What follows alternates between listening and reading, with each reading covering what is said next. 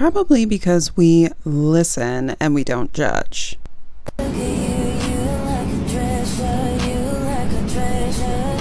That is some seriously strong hair. I don't even see how this is possible at all. And why? I see open seats. What's going on?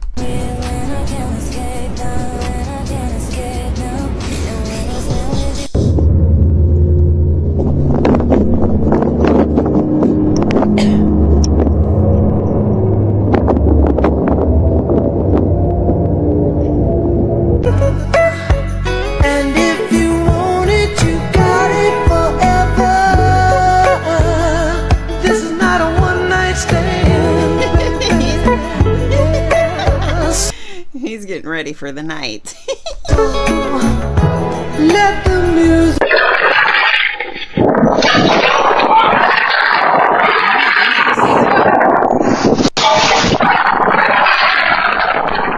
What is that? Must be the Netherlands. Okay, so what kind of app is this?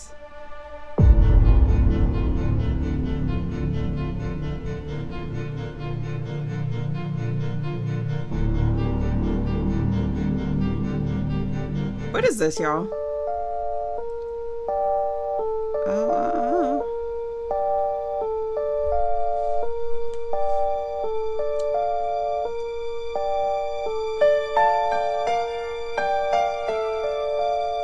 Oh my goodness.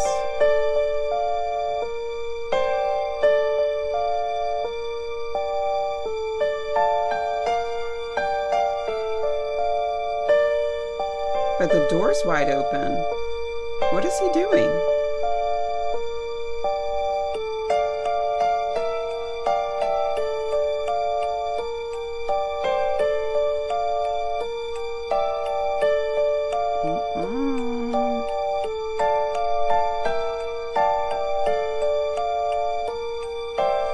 That's scary. That's really creepy.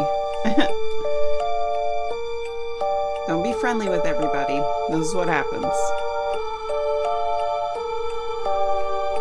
People are losing their minds. The story I'm about to share has to do with a woman that ended up doing brujeria on her boyfriend in order to get him to fall in love with her. And listen, let me tell you something. Anytime you have to do witchcraft or whatever, some kind of spell to get somebody to fall in love with you, it's gonna end up badly. You don't need that person that bad. Quit being so desperate and just move on, honey. I mean, there's like so many people on this earth. Just stop. Of all the consequences that came with it. The story was originally posted in Spanish. I'll tag the original creator down here. I'm gonna go ahead and translate it to English. So Cassandra had a boyfriend that wanted nothing to do with her. He actually already had a new girlfriend. Cassandra ended up going to a bruja to create some sort of spell to get them to break up. She actually succeeded and he broke up with the new girl, but still, even after breaking up with the new girl, he still wanted nothing to do with Cassandra. This of course made Cassandra extremely mad. She decided to go back to the bruja to create a binding spell to get him to fall in love with her.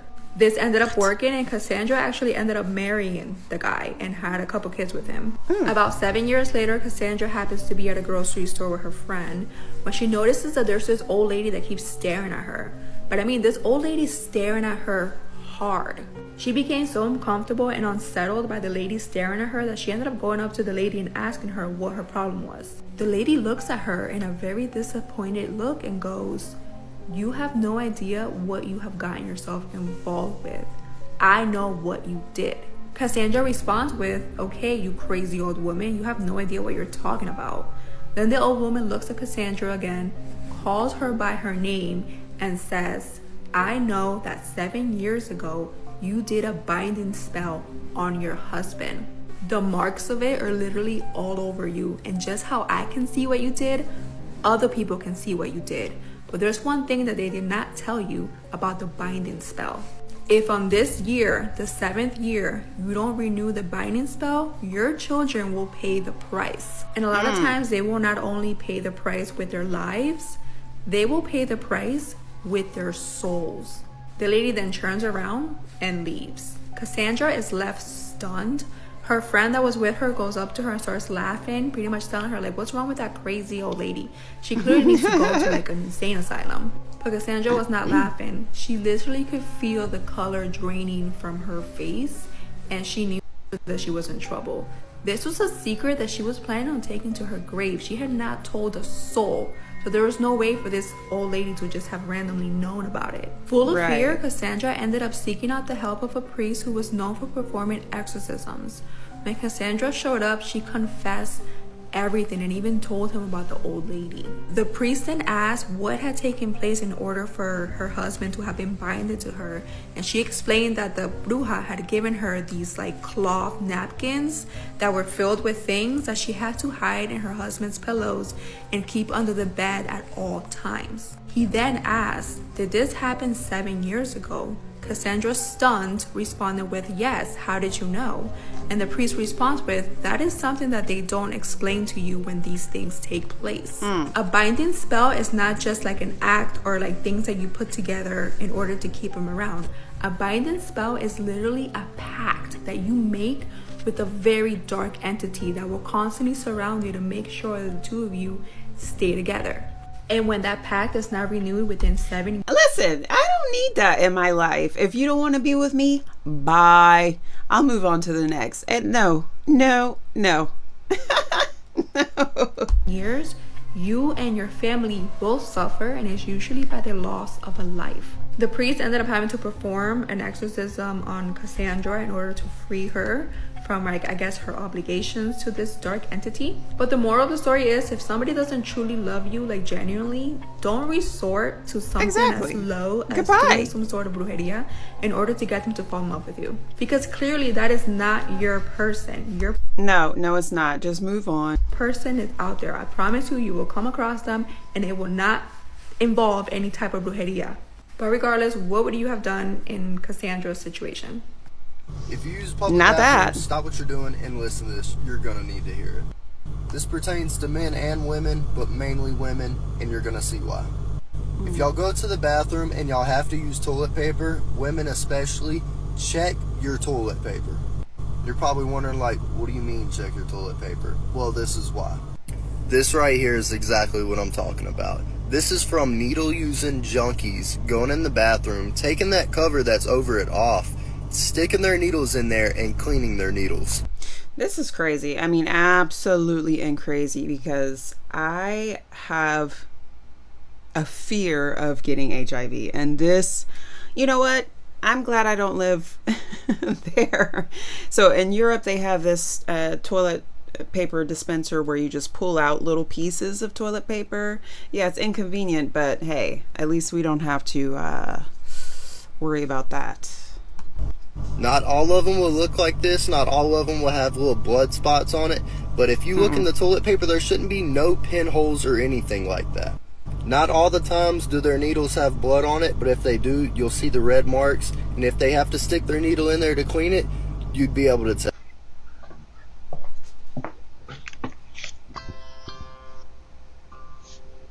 Oof.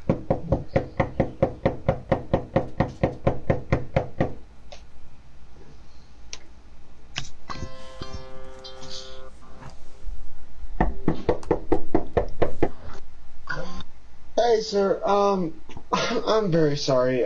My Uber dropped me off, and he abandoned me.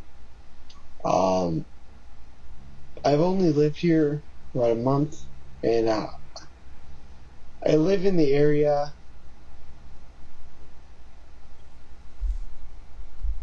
See, I'm too much of a nice person, and this is super creepy because I would feel bad for this person, and then I would open the door, ask if they need to use my phone or whatever, you know, whatever it is to help this person because it's nighttime. Oh my goodness.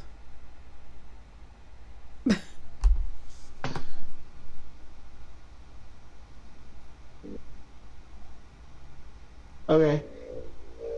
I'm gonna be honest, I've been walking these streets for about an hour now.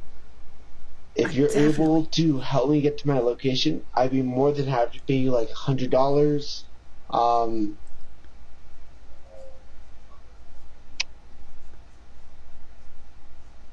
would have helped him. I would have been Oofed.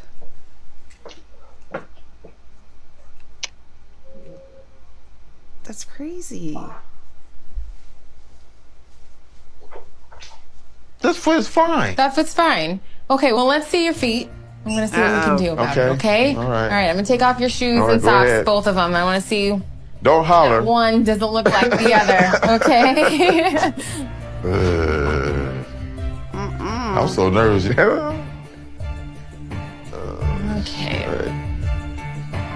Oh, yeah. Well, Excuse me. Why is he not clipping his toenails? Oh my goodness, stop it. Why is it looking like that? he's got a lot of fungus on his nails. They're very, very, very, very thick. They're very brittle. They have like this jagged edge, which makes it really difficult to treat because no medication can get through that thickened nail bed. So you have a fungus on your toes. That's what's happening here. Usually fungus arises because there's moisture that's withheld in the nail bed. And then the fungus kind of breed and then cause the nail to grow up instead of out. Okay. If it were my toe, I would consider Cut the it least off. invasive option Which first. is? Taking down your nails, shaving it really, really down, and applying a topical medication. Well, let's do it. You want to do that? Let's do Do it. it. Whatever you works, suggest. huh? All right. That does not explain the reason why he hasn't clipped his toenail. I mean, his nail has grown so much that it curved over to the side. Can somebody with a medical background please explain to me why he didn't cut his nails? Okay? I don't understand. All right, here we go. All right. This one's it already hurt? lifting from the nail bed a bit. Oh my gosh, You stop have it. a lot of what we call subungual debris. What does that mean? Means All right, I am recording this for Dave. means yes. If you are not Dave, please Let's get discard this this out of tape immediately. And first of all, I'm going to demonstrate the wall phenomenon using this chair. You can see that it goes right through the wall, like so. But now I'm going to grab this little slab, is that not only is it perfectly impermeable, but look at this. It also just won't break. Last recording, I went down this hallway and I took a right into that room, which is actually where I found the lamp. And if you look at the floor here, you'll notice that I started putting tape just to mark where I've already been. But that has been getting a bit expensive, so I might just grab a marker and start drawing arrows on the walls here. I don't know. Regardless, I'm going to need some sort of system to keep track of my movements because I have a feeling that this place might be a lot bigger than I initially... What is this place? First of all, what's going on with the chair?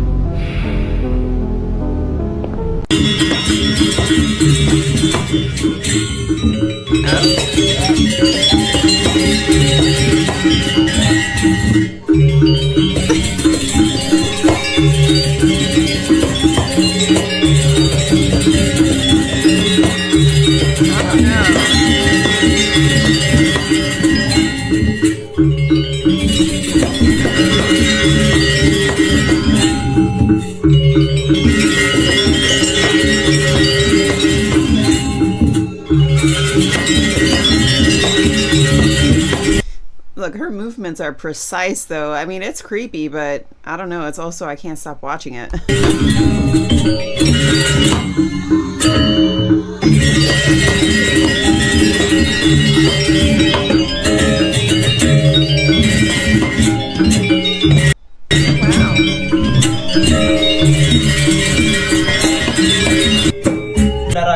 Ya, kalau yang besarnya kita ini nih kakak ambil ini buat warna-warna.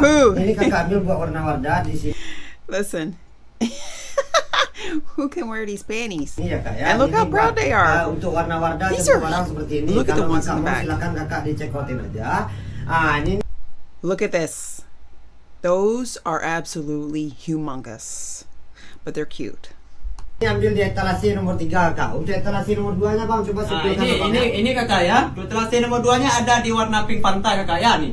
Ini karetnya Nobody there. Nobody in that country is that big. Why are they making these? buat PP 800 gas kakak ya. Ngaretnya aman. Bahannya tidak terawang, tentunya adem sangat ya. Udah ceot bang, terima kasih kakak yang udah ceot. Yang mau tanya-tanya kembali, dicek-cek dulu keranjang kuningnya kakak kelasnya berapa lagi. Tons of people have been visiting and talking to locals, and they found the help signs that seem to be easily accessed through a hole in the fence, which is right by a busy road.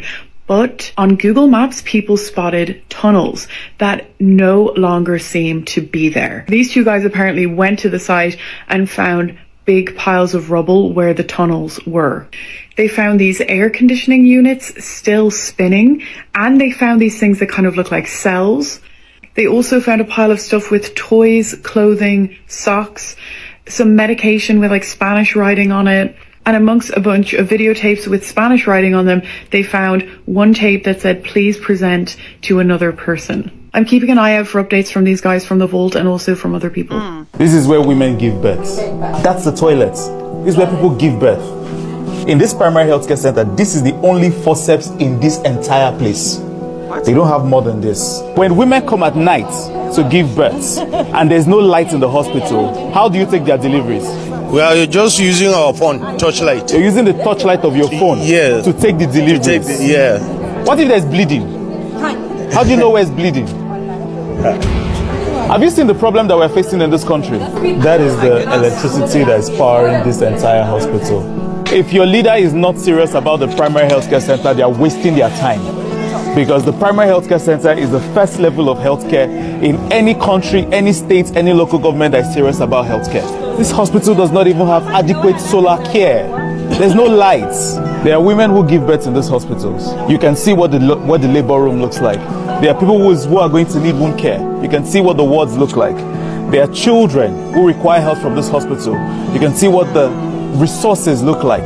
Vaccines have to be imported from another hospital just so that they can be given to the people here. But no worry, you can scroll because this is not bomb or funny or whatever it is. Tell your leaders that they should focus on primary healthcare centers and not be building fake ultra-modern hospitals everywhere when this is neglected, because everybody everywhere actually deserves access to the highest quality care possible. This is one of the most terrifying urban legends I've ever heard, and it ended up being true. But in Canada, there was this legend that one night a bunch of people saw a bright blue light in the sky, and the next day an entire village of people disappeared. But it turns out that legend is rooted in something that really happened. This is coming from this week's episode. I have a whole series on urban legends that ended up being true, and it's a very scary listen. So in Canada in 1930, a fur trapper named Joe LaBelle was riding in the river in his canoe when he came to a village he had seen before. Except this time when he came upon it, it looked like everyone had left in a hurry. Food was still cooking, and a bunch of dogs were barking and super hungry as if they had been left behind. But the strangest part of all of this was in the middle of the community, there was a grave that had been disturbed. And that reminded the fur trapper of a very scary story he had heard. The legend of the Tornrak, which was this demon that supposedly stalked the area. So he starts looking for someone who might know what happened to these people. They were a nomadic people. It didn't make any sense that they would have left all of their stuff behind. And that's when he finds a man in a hospital who was potentially part of the village. The man is so freaked out. He won't say anything at first, but eventually Joe gets him to talk, and he recognizes one word that the man says. Tornrak, the name of the evil deity that was potentially in the area. The police basically don't believe any of this, but they do acknowledge that before the disappearance, they did see blue lights in the sky that no one has been able to figure out what they were. I get more into the theories of what may have happened in this episode, and I also talk a little bit more about other urban legends that... Yes, I have a viewer from Canada. Is this true? Ended up being true. The dark side of housekeeping that nobody talks about. The paranormal activity, especially when you're working graveyard. I don't know if you guys know of Luxor Hotel. It's like this big black pyramid in Las Vegas. That's where I was my first job housekeeping. There's this weird background story of these construction workers that fell as they were built. Hear this voice say, "Excuse me, ma'am." And I'm in the bathroom, so like the bathrooms are fairly close to the door. So when you're cleaning the rooms, you have your car parked in front of the door. So I come from the bathroom thinking that person's right there because that's how close it sounds to me, thinking that they're right there by my cart. I go out to the cart, baby, there's nobody fucking there. There's nobody fucking there. So in my mind, I'm thinking like maybe they were just like, it was just like a high bye kind of thing. I don't know, maybe they were drinking, just saw me like, "Excuse me, ma'am." So I go back to cleaning and I'm cleaning out the sink this time, but I hear it again. "Excuse me, ma'am." You know, like more of like a "excuse me, ma'am," like trying to get past me or something. The story time I'm about to Not share exactly. with you is in the top 3 most unsettling emails I've received since starting Spooky Scary Storytime. It came from an ecologist who claims that his superior, his boss, was not of the human race. You can skip to this part if you want to start the story right now, but I feel like there's a few disclaimers that I have to get off my chest before I start this story. First off, I'm only going to tell you what he said in the email. I'm not going to inject my own opinion because we listen, we don't judge. Second of all, he does not follow me, but his daughter is a fan of Spooky Scary Storytime, which is how he found me and why he submitted his story. Apparently, she's been following very closely the Diorb bags videos, and she thought that this was relevant somehow to what's going on. The Dior bags is a whole nother rabbit hole, so go down that if you haven't. But third, this man sent me this email from his real name. He asked me to please keep him anonymous because his career is on the line, which is why he's never told this story publicly. He said he's very well respected in an academic and professional sense. He literally, the reason I get the good stories is because I respect people's anonymity. Finally, before I start the story, I'm going to censor certain words because media in general does censor a little bit certain things. So you're going to have to fill in some blanks, but I will try to make them as clear and concise as possible. This man said I could refer to him as Dr. Corbin. He's been an ecologist for the last 20 years. He is extremely well respected. He has published papers. He has contributed to scientific journals. He's a big deal. Sometime in the last 20 years, he was doing... All right. He's a big deal, so it's easy to find him. Just saying. A research expedition at Yasuni National Park in Ecuador. It is part of the Amazon rainforest, and he said it's extremely unique in that it's one of the most biodiverse places on Earth, and it has extremely unique climatic conditions. To put it simply, he was there to study biodiversity. He said these research expeditions usually last anywhere from a few weeks to a few months, but this specific expedition was 8 weeks, and he was there with a few people that he knew, but it was a relatively large team. One of the guys he's there with, he went to school with to get his PhD, and he knew him relatively well. He said that this man had never said anything about like fringe theories, like he was very scientific minded. He said his entire team was working under the supervision and hand of somebody named Dr. Vola, not her real name. He had never met Dr. Vola, but she communicated with them pretty much just through email, and a few of his bosses that were on site knew her. His friend who he went to school with had also met Dr. Vola on a previous project. So after 2 weeks, when the team was there, Dr. Vola was coming out to the station where they were all staying. And the night before she gets there, Dr. Corbin is asking Dr. Joe, like, what's she like, you know, like what's she like working with? And Dr. Joe just says point blank to him, she's a lizard. Not what he said, but you know what I'm saying. He said there was no sense of like sarcasm, of like joking in his voice. So Dr. Corbin's like, what do you mean she's a lizard?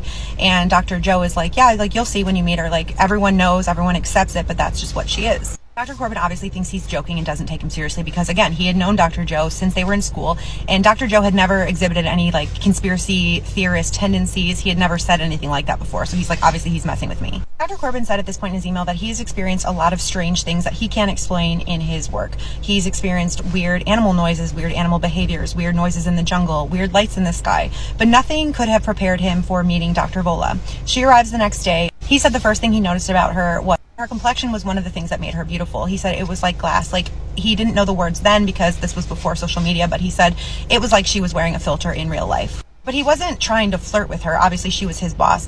He was actually intimidated by her because not only was she stunning, but she was incredibly smart, and she appeared to be a lot younger than him, even though he was relatively young when this happened. He said that was surprising to him because when she arrived on site, he expected some respected doctor that had been in the field for 20 or 30 years. When she gets there, she basically doesn't interact with anyone, but she gives people certain assignments.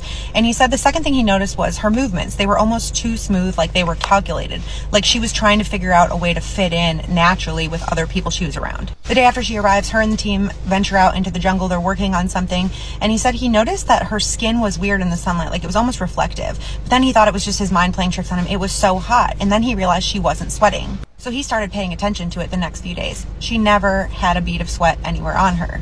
Every night the team ate together. She would always remove herself from the situation. She never ate with the team. She never had a snack.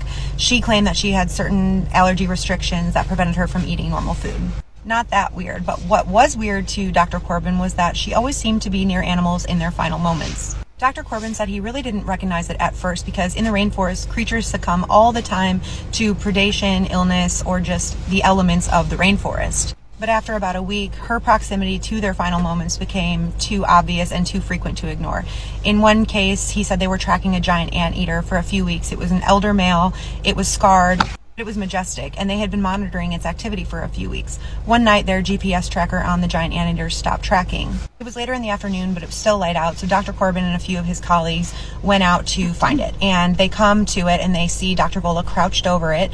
Her face is almost touching it, but when she saw them, she stood up and straightened herself. She muttered something about checking for signs of it being attacked by a predator, but the team took samples and they concluded that it had passed from natural causes. But what struck Dr. Corbin was Dr. Vola's behavior later that night. She seemed energized. She seemed like she was invigorated by something. He said when they returned to the base, her movements were sharper and quicker, like she had just had a surge of adrenaline. It wasn't just the anteater. After that, he noticed if something was dying, she was there. It was birds, frogs, small mammals, and every time she seemed to have a surge of energy afterward, like she fed off of it. He said obviously he has no way to prove it, but he felt like she was feeding off of something, their life force, their distress. He said over the next few weeks, Dr. Vola spoke very little, but when she did, she seemed to reveal information that she couldn't have possibly known. The results of experiments before they had concluded, the location of animals before they looked at the tracker. One evening, he decides he's going to joke with her. He's like, Dr. Vola, you are psychic, or you have a satellite feed in your brain. He said that her reaction stunned him. She stopped what she was doing, stared him dead in the eyes, unblinking, and said, Dr. Corbin, jokes are dangerous, and you don't want to ask questions with answers that you can't live with. He laughed nervously, but she just turned and walked away, and later that night she approached him when he was alone. She asked him if he knows how fragile humans are and how easily they can fall apart. Then she tells him that the jungle respects strength, not fragility, and honesty, not jokes. Dr. Corbin said his breaking point on this project came a few weeks later. He was watching the night trail cams and he spotted something odd in the trees. It was about human size, but it moved like a reptile. It had reflective eyes and it moved with a speed unbeknownst to him. He said at this point in his career he was very familiar with most of the species that lived in the rainforest and he had no idea what this was. The timestamp the video showed was during one of Dr. Vola's solo patrols. The next morning he confronts her and he tells her basically like, I think the light or the camera messed up because like, look at what I found. And she watches the footage and she looks at him and she says, delete it. And he was like, I don't know what it is. Like, look at the elongated neck. I think we should study this. Like, we should try to find whatever this is. And she leans in closer and she says, delete it. He tells her he would, but he didn't. And then later that day when he checked his laptop, the footage was gone. A few weeks later, the project concluded and he went home. He's back in the US now and he has not worked with Dr. Vola since, but he said he believes that some things walk among us that are not human, even if they appear to be. I'm genuinely curious your thoughts on this. Please let me know what you think, if you know what this was, if you believe that she really was a lizard, or if you think he's full of it. Dr. Corbin, thank you so much for sharing your story. I really enjoyed this story, even though it is unsettling to me, because I always am impressed or taken aback whenever I receive a story that's from someone who is from a walk of life that I would never experience. Everybody else keep sending me your spooky, weird, things you think that no one would believe stories, and I will keep adding them to this playlist. That was pretty interesting. I mean, I don't exactly believe it because I've never seen anything like that myself, but if you have, please let me know in the comments below, and I will see you in the next one.